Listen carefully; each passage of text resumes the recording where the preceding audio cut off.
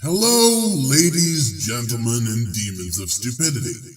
It is I, Aleister Crowley III, Deputy of Common Sense, and your personal liposuction machine for today. Just kidding, there are things even I won't drink. I'm a bloodsucker, not a fat sucker. You trying to give me diabetes? Get away from me, you blimp! Anyway, today I'll be sinking my fangs into Riley Dennis. Wait, never mind. Like I said, there are some things even a vampire won't touch. Ick. Exactly what is Riley whinging about today? You'll have to see for yourself.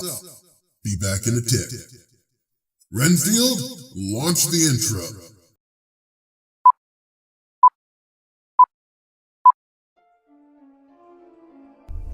There is nothing wrong with your browser. Do not attempt to refresh the page. We are now controlling all that you see and hear. We control the horizontal and the vertical. We can delude you with 1,000 videos or expand one single frame to crystal clarity and beyond. We can shape your vision to anything our imagination can design. We shall control all that you perceive until we see fit to release you. You are about to experience the depths of depravity that reach from the folly of human pursuits to the Deputy of Common Sense. Please stand by. It seems that Riley has some very mistaken and backwards ideas about obesity. So let's tear them apart. I think fat people deserve respect. And I'd like anime fans to be treated with respect. We can't always have what we want, Riley. Learn to accept that. Oh, wait.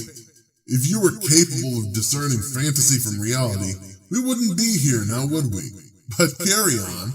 And for some reason, that has become like a controversial statement. Yes, Riley.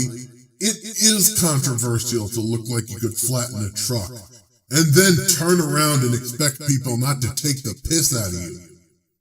I wonder why. It really is a mystery.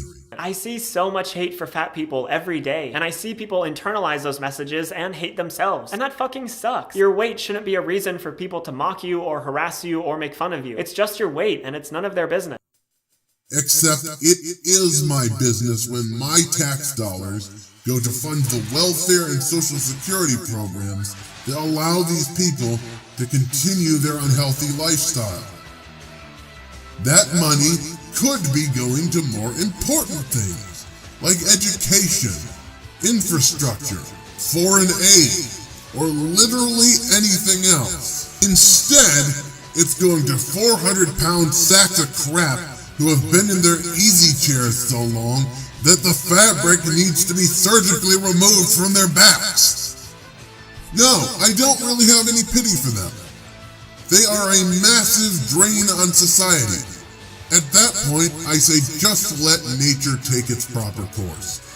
Morbidly obese people add nothing to society. They are parasitic leeches. And they are probably only one bad meal away from a heart attack. So why not give them 7 plates of bacon and come back the next morning with a crate? That'll solve everyone's problems.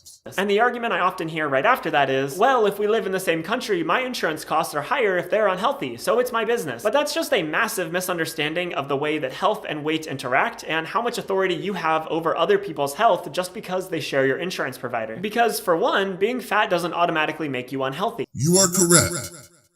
Being a few pounds overweight does not make you unhealthy. I can speak from experience.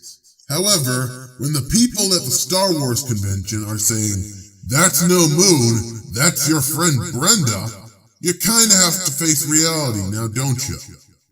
When you get mistaken for large marine wildlife while on a cruise liner, maybe you should put down the fork and take an honest look at your life. Just a suggestion, love.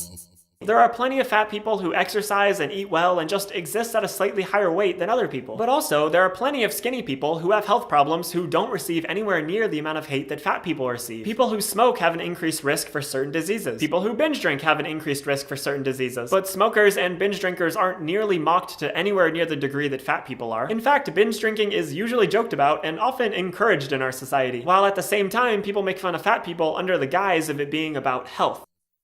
Oh, really? They might not get the same kind of hate, but that's because in every single one of those cases, those people are mentally ill. They have eating disorders, you daft little twit.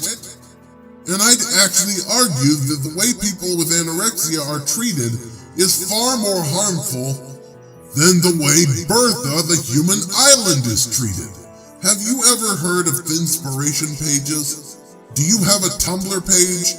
What am I saying? You're an SJW, of course you have a Tumblr page. Thinspiration is a horrible, disease-ridden section of Tumblr where anorexic people post pictures of themselves to glorify their disorder and instruct others on how to be like them. They are encouraging a mental illness. What is worse, calling someone a blimp or encouraging women to starve themselves? And of course, there are indeed eating disorders that make you gain weight. But Riley's attitude of just accepting yourself the way you are is actually harmful to those with eating disorders. These people are mentally ill, you twit. They don't need fat acceptance. They need therapy and medication. That's how you help them. Telling them that their mental illness is a normal thing that they shouldn't be worried about is literally the worst idea in a very, very long history of bad ideas advocated for by Riley Dennis. You are killing people, Riley. Your advice is contributing to unhealthy behavior that will lead to death. You disgust me. When was the last time you saw a no fat people sign in a restaurant?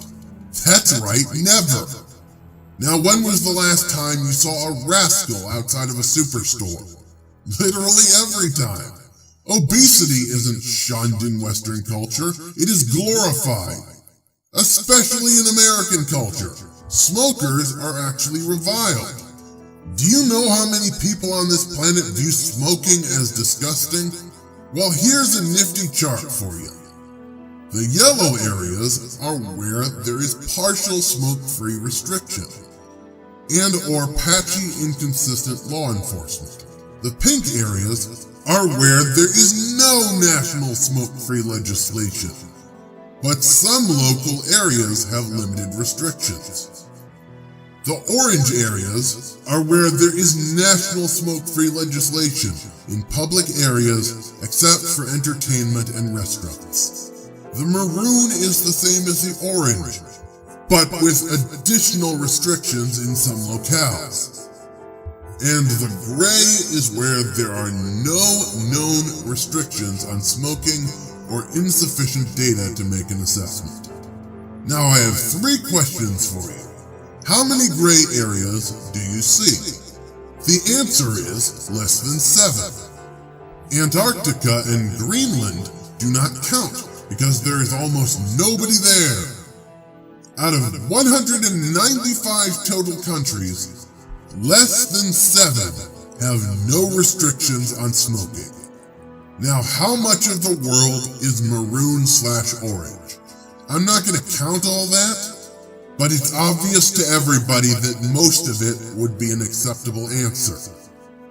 Now, 3rd question. And this one is for all the marbles. How many countries have a no-fat people policy? Bingo! Yahtzee! Our survey says 0. Show her what she's won, Renfield. Well, if you will step right this way, we have an all-expenses paid vacation at the Happy Acres Center for the Mentally Unwell. We also have a nice complimentary jacket for you. I'll show you how it fits. Come along with me. And regardless, you as an individual don't get to decide who is acceptably healthy to share an insurance provider with you. If you're in the US, you probably have private health insurance, in which case it's your insurer's job to assess the health risks of every patient and charge them accordingly. Insurance companies obviously have their own extensive problems and our healthcare system is a mess, but it's not your job to call up every other person who uses your health insurance provider and ensure that they meet your specific standards of care so that you can get the lowest rates possible. That's just ridiculous. Actually, as a matter of fact, I do, since I am a paying customer and Betty the Blimp is costing me money. As for being healthy, when you can't walk up a staircase without the other people opening tiny umbrellas like Wile E. Coyote, that's a sign that you're unhealthy. And it's not like you're perfect either. You're telling me you've never done anything unhealthy? You're telling me you work out every day and eat super healthy and never engage in any kind of risky behaviors that could wind up with you needing medical treatment? Even speeding while you're driving carries with it an increased risk for a car accident, which could mean huge medical bills. But nobody is out here shaming everyone who speeds. Actually, we have an organization that specializes in shaming those who speed. Do you know what they're called? They're called policemen, Riley. You know, parkers, bobbies, coppers. It's called breaking the fucking law. There's no law against you stuffing your gob with sugary sweets now, is there? You're comparing a crime that is punishable with jail time and or a fine to, Mummy, that little boy up the street says I look like a human beach ball. It's false equivalence, Riley. You fail. And if you live in a country where you have a national healthcare system, a similar situation comes up. You can't force everyone to be perfectly healthy. You certainly aren't perfectly healthy. And trying to force everyone to follow the exact same exercise and diet is not only completely unrealistic, but also just a pretty fundamental violation of their rights. You can't claim you want to live in a free country with the ability to do whatever you want and say that you want to dictate how other people live their lives. You forgot to mention that it wouldn't work. No doctor on earth would recommend a single absolute diet/exercise regimen. Do you have any understanding of basic biological science law? A 180 centimeter tall man is going to have drastically different dietary needs than a 150 centimeter tall woman. That's 6 feet versus 5 feet. For those uncultured swine in the States. Dietary needs are different depending on your height, build, and gender. Putting everyone on the same health plan is not only a violation of human rights, it is also completely unscientific. But I think you knew that. I think you knew full well that nobody on the face of the planet who had any background in medicine would ever advocate for such an idea. Nice straw man, Riley. Plus, making fun of people for their weight doesn't even help them lose weight. That's been proven over and over again by different studies. If your goal is to mock someone into losing weight, it won't happen. Speaking as someone who is currently losing weight, I can say that yes, it actually does. Feeling ashamed is not a nice feeling. When you are faced with the stark reality of your unhealthy lifestyle, you only have two choices: denial or change. I chose change. Fat activists choose denial. However, denial only postpones the inevitable. Being obese will kill you. Diabetes, heart attacks, strokes, cancer. You can even weaken your spine, joints, and leg bones to the point of breakage. And that's just the tip of the iceberg. You are advocating for us to spare the feelings of people whose lifestyle choices are slowly killing them. Good show, Riley. Way to be a merchant of death. And putting all of that aside, I don't think it's too much to ask that you just have a base level of respect for people, regardless of their weight. Respect is earned, not given. For example, you do not get my respect because the inside of your head is covered in cobwebs and little piles of dust. You have no understanding of any of the topics of which you speak about.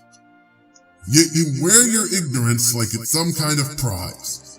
You are a shallow thinker who believes that taking gender studies gives you some kind of profound understanding of the world around you. You know nothing of science, you know little of politics, and your arguments are the kind a toddler would make. You have no basis for educating anyone, and anybody who takes you seriously probably has brain damage. In addition, your moral compass would make Voldemort very proud. I think that your conscience died of starvation ages ago. You have zero respect for anyone's views but your own, and you would gladly have people like me thrown in the gulag if you could. Your motto is opposing opinions are treason. That's why I don't respect you. It's the simple fact that you don't deserve my respect. You haven't earned it, and thus you will not be receiving it. I do not attack fat people, I attack those who try to normalize unhealthy lifestyles. The two are not synonymous. Remember that everyone you encounter is a complete human being with thoughts and feelings, fat people included. It wouldn't kill you to be slightly more considerate of people's feelings and to try to have more compassion for people. Once again, I do not hand out my respect on a dinner plate. You advocate for consideration? Well, allow me to retort. You know who could use some of that consideration? Sarah Huckabee Sanders. But you advocated for having her chased from restaurants because of her job. You know who else could use some consideration? The Covington kids. But you called them Nazis and fascists. You know who else could use your consideration? The women who are raped, murdered, and tortured by Muslim men. You know who else could use your consideration? The men whose lives are destroyed with false rape accusations. You know who does not need your kind of help? 400-pound whales with Cheeto dust on their fingers. By all means, prove that you mean what you say.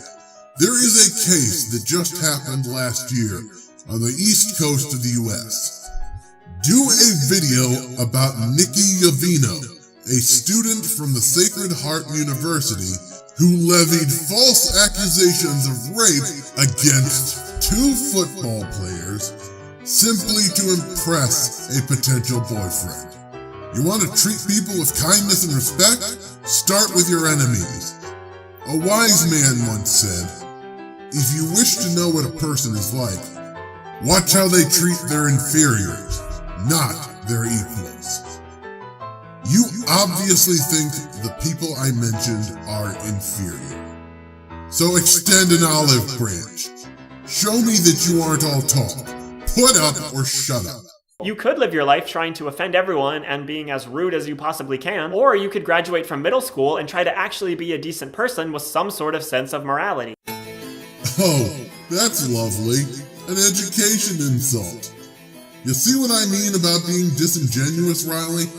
You go on a big, long rant about being compassionate, and then you call every single person who disagrees with you a child. Do you see why I don't respect you? Do you see why I don't treat you with compassion? If Martin Luther King Jr. or the Dalai Lama were talking about compassion, I'd take them seriously. I'd know that they meant it. You? You're a joke, love. You speak out of both sides of your mouth. You have as little respect for honesty and integrity as Donald Trump does. Literally everything you say about compassion could be applied to your opponents. Your arguments are bad and you should feel bad. Here's a lesson for my audience. If you preach tolerance for all and then treat those who disagree with you like dung, then you are not advocating for tolerance. You are advocating for thought control. Part of being compassionate is extending that compassion to your enemies. If you can't do that, you're not being compassionate, you're trying to foist your ideas onto other people and then shaming them for not thinking like you do. You might say that I'm doing the same thing, but I never tell people how to live. I'm just a bloke who rants on the internet. I could easily be wrong on any number of subjects. What sets us apart is that I freely acknowledge my fallibility and you don't. I admit that I'm just another flawed human. You act like you're the Grand Duke of all morality.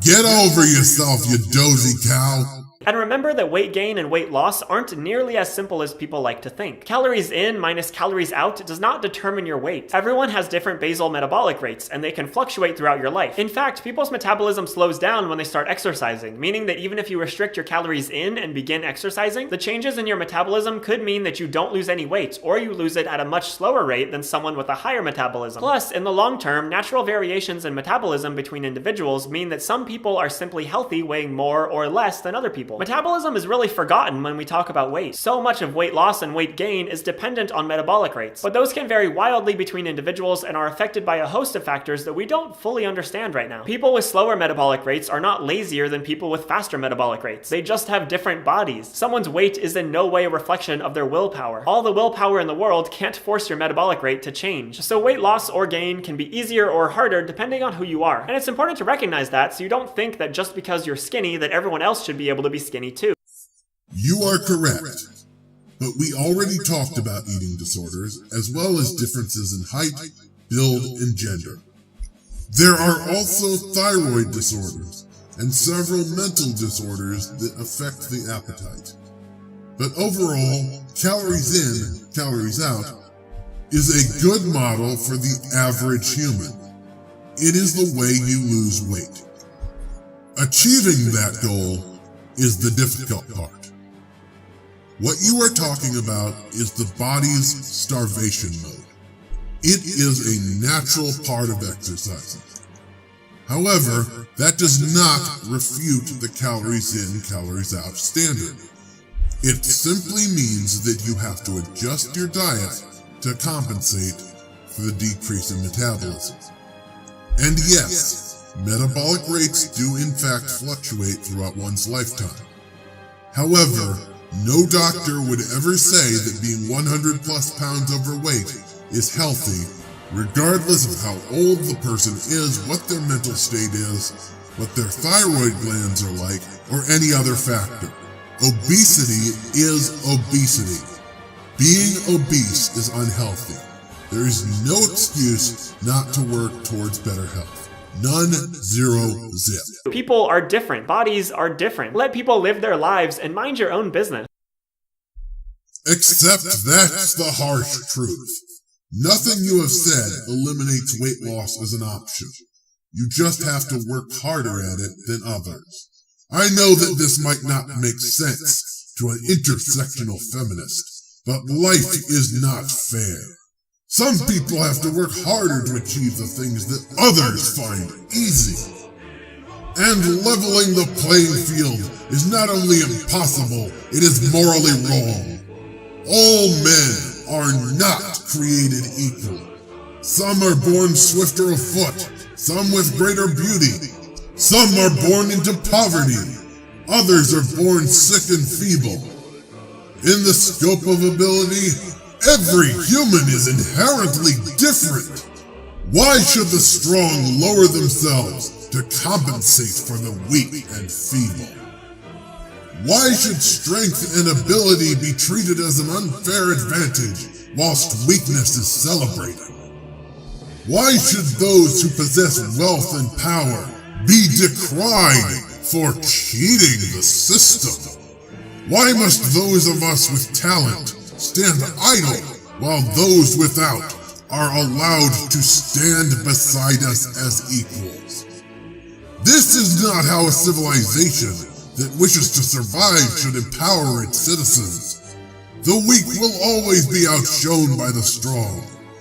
This is the true nature of mankind. We hunger for power, wealth, and notoriety. We crave acknowledgement of our achievements. We seek triumph over our rivals. We lust after victory against all odds. We seek to rise to the level of God Himself. And yet, the world shames us for our ambition. We, the strong, are told by this accursed world to bow our heads and let those who are beneath us in our ability stand beside us as equals. This is the will of the world, However, the world lies. Thou shalt not commit murder. Thou shalt not bear false witness. Thou shalt not cheat. Thou shalt not steal. Thou shalt not covet thy neighbor's wife. All of these are lies, mere illusions, nothing more. They don't want to be killed. They don't want to be robbed. Using the twin lies of justice and morality, the weak are endeavoring to protect themselves.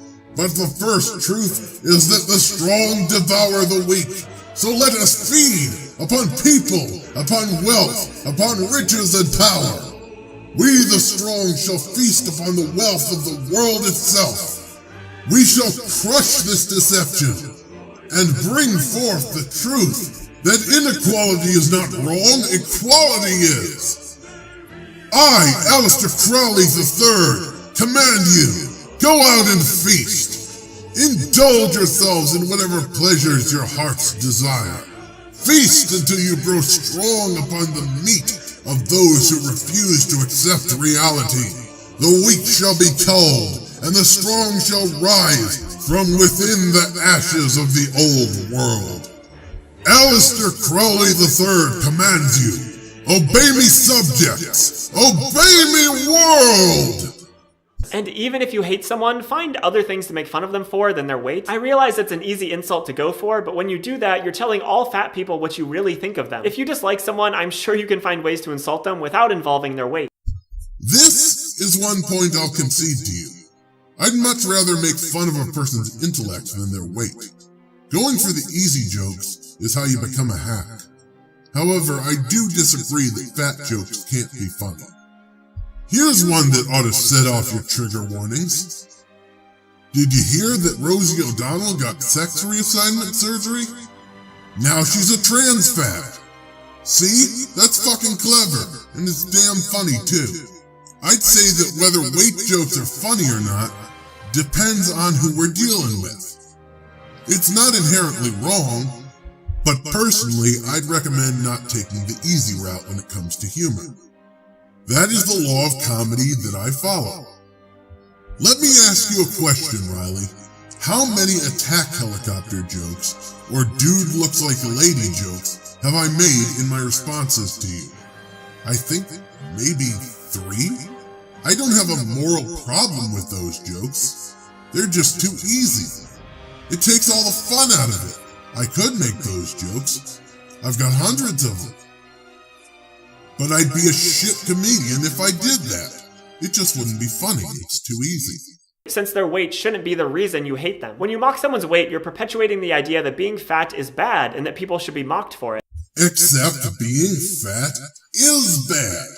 It's unhealthy. I've explained that over and over in this video. If you, as an individual person, refuse to accept modern medical science, that's on you. But don't lie to your audience about it. You'll get them killed. As for mockery, I think it's a gray area. If you call someone fat online, that's not a terrible thing. If you're organizing groups of people to harass a fat person, whether it's online or not, that's unsportsmanlike conduct. You can't just have hundreds or thousands of people bombard a single person with hate. That's how people end up on the floor with slit wrists. It's not good, it's not healthy, it's pretty fucked up if you ask me. However, merely speaking out against an unhealthy lifestyle and criticizing people such as Tess Holliday for promoting said unhealthy lifestyle, that's not an insult. That's not hate. That's pointing out reality to the delusional. Even if you only do it to people you dislike for other reasons. And don't forget that sometimes weight loss happens for really traumatic or unhealthy reasons. Rapid weight loss can be extremely bad for your health if you go on a fad diet or something, and that kind of weight loss is never sustainable. Plus, many people who struggle with eating disorders also struggle with being called beautiful when they're not eating and not doing well, while being mocked for being fat when they're actually eating and taking care of themselves. You don't know someone's backstory. You don't know what they're dealing with. You don't know everything about their health, so don't pretend you do. Another point I can concede to you. Rapid weight loss is bad for your health. I experienced this while in treatment. I was literally starved. I can also tell you that losing weight that way never works. It always comes back. Fad diets such as the keto diet and the Atkins diet are absolutely terrible for your health and are designed to treat a specific type of person. They can cause serious harm to the human body if you do not fit the criteria for which they are prescribed for. Yes, prescribed. These are medical treatments. They're not meant to be diets. And we've spoken about eating disorders. I'm not including those people in my criticism of obesity. Unlike most people, those with eating disorders cannot simply use willpower to overcome their circumstances. In those situations, it's not the body that's the problem, it's the mind. If you think you have an eating disorder, seek help immediately. Go on, get out of that chair. Stop watching this video. Go look for a therapist. Eating disorders can kill you. Go on, shoot! So yeah, I don't know, just be nice to people? Show fat people respect, and show people respect whether they're healthy or not. Respect shouldn't be dependent on weight or health. Once again, you get my respect if you earn it. And I will not show respect to those who choose to be unhealthy. It does not matter if you smoke, binge drink, take hard drugs, are overweight, or repeatedly try to shock yourself into near-death experiences like in Flatliners. Your lifestyle is unhealthy, regardless of what is causing it to be unhealthy. If you choose to do things that seriously endanger your health, you have not earned my respect, and you will therefore not be receiving it, now or ever. End of discussion. I just want to live in a world where fat people don't hate themselves for their size. I want people to be able to feel confident and worthy of love, even if they're fat. And you know what? I want to live in a world where I have a mansion. I play guitar and sing in a pop-punk band. I have a multi-million-dollar writing career, and I'm married to Renee Phoenix. As I said earlier, Riley, we don't always get what we want. You know that old saying, life's a bitch and then you die. Sometimes life just sucks. But what weeds out the weak from the strong is how they react to it. You can choose to wallow in self-pity, or you can choose to do what it takes to make your dreams come true. And sometimes that means being realistic and knowing when something is out of your reach. Well, Riley is going to list some other obnoxious moralizing wankers, so we're going to stop the video here. I do not want to promote fat activism, so I am cutting her off before she can advertise other people who preach the same dangerous bullshit. If you want to know who these people are, you will have to look elsewhere, because I refuse to actively platform such people. So, I've ranted about the dangers of obesity, but I haven't provided a solution. If a solution is what you seek, here it is. Here is Alistair's weight loss regimen. First off, lose weight gradually. A pound or two a week is good. Avoid processed foods. Avoid saturated fats and deep-fried foods. Eat whole grain breads and rice. Eat lean meats and fresh fruits/vegetables. Drink only low/0 calorie drinks. If it has more than 30 calories, it's off limits. No exceptions, save at sit-down restaurants. Here are some recipes to get you started. Crunchy oven-fried fish. Ingredients: thin and crispy panko crumbs. Italian seasoned panko crumbs. 1 cup whole wheat flour. 2 large eggs. 1 1/4 pounds fresh tilapia. Finely grated Parmesan cheese. Chipotle ground seasoning.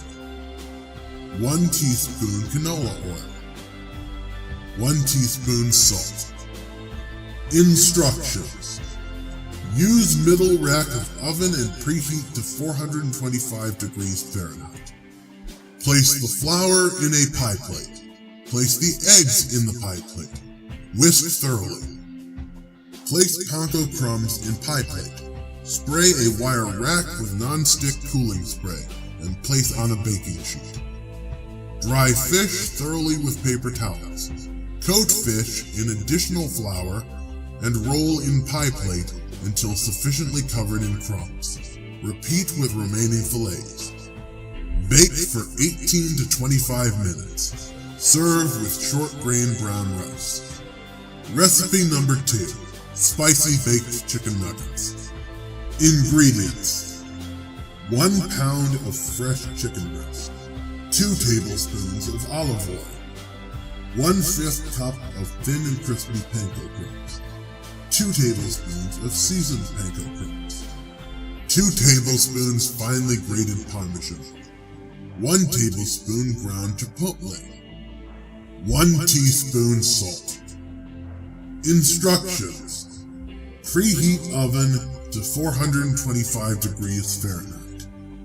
Thoroughly mix dry ingredients. Cut chicken into 15 individual pieces. Roll each chicken nugget in previous mixture until sufficiently coated. Coat a baking sheet in olive oil. Place chicken nuggets on the pan and bake for 20 minutes. Serve with mashed Yukon Gold potatoes. For vegetables, I can't think of a recipe off the top of my head, but you can't go wrong with roasted veggies or stir fry. As for fruit, just pick whatever you like the best. There really aren't any bad fruits. Well, except maraschino cherries. No maraschino cherries. And that's the diet portion. Now let's address lifestyle choices. Don't eat after 9 p.m. Trust me, I know it's weird, but this will have a big impact. Eat out less and cook more. For exercise, do whatever exercise makes you feel comfortable, just so long as it's exercise. Believe it or not, exercise is not just push-ups, jogging, and lifting weights. Why, look at me. I take enthusiastic walks through the woods. Master, the bodies from your latest game of Escape My Death Trap or Else have been disposed of. Very enthusiastic walks. Hey kids, want to see a dead body?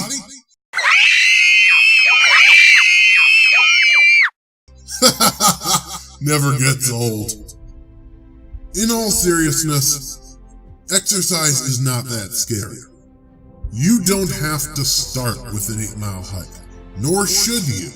Telling you to do that would be unrealistic and most likely harmful. I started with half a mile.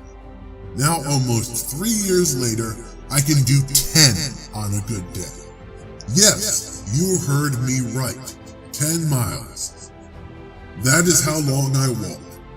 But it didn't start that way. You build up to it. If you just work at it, you can lose weight.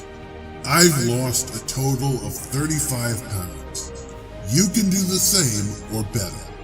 Just believe in yourself, put in the work, and never give up. Riley is wrong. Being happy with who you are does not mean that you can't improve. You shouldn't just try to stay where you are. You should be the best that you can possibly be. You should seek out the best possible version of yourself and stop at nothing to achieve it. If everyone were just content to stay where they are, the people Riley idolizes wouldn't exist. Martin Luther King challenged the status quo and got rights for black people. Albert Einstein couldn't speak until age 4. Stephen King's first novel was rejected 30 times. Steven Spielberg was rejected from film school twice. J.K. Rowling was a homeless single mother. Abraham Lincoln lost 8 elections. The Wright brothers failed repeatedly at creating a working airplane. Do you know what all of these people have in common? They did not accept defeat. They didn't simply say, "I'm happy with who I am. I don't need to change." All of these people and many more throughout history refused to just lie down and accept the hand that life dealt them. They defied the odds and told life to bugger off. And before they succeeded, all of them failed, repeatedly. But failure did not stop them. They knew the great secret of success. They knew that failure is not the end. Rather, it is simply the opportunity to try again. Only this time with a little more wisdom under your belt. You can choose to accept mediocrity. You can choose to throw up your hands and say, I can't do it. You can choose to lie down and give up. Or you can defy the odds. You can stand up and say, I will succeed no matter what, and no one will stop me. You can face down anything that comes your way with a grin that would make Han Solo nervous. In the end, it's your choice. You have to choose your own destiny. No one can choose it for you. Personally, I choose to spend every day of my life improving. I choose to never give up. I choose to make the most of my time on this little ball of mud as it hurtles around the sun. I've made my choice. The question is, what will you choose? Well, this looks like the end. I'm the deputy of common sense. I dispense swift justice to those who aren't so swift. Eat healthy, or I'll eat you. Good night, sleep tight. Do as I say, or I might bite. Pleasant nightmares to you all. All right, I've been thinking. When life gives you lemons, don't make lemonade. Make life take the lemons back. Get mad! I don't want your damn lemons! What am I supposed to do with these? Demand to see life's manager. Make life rue the day it thought it could give Cave Johnson lemons. Do you know who I am? I'm the man who's gonna burn your house down with the lemons. I'm gonna get my engineers to invent a... Good night, everybody.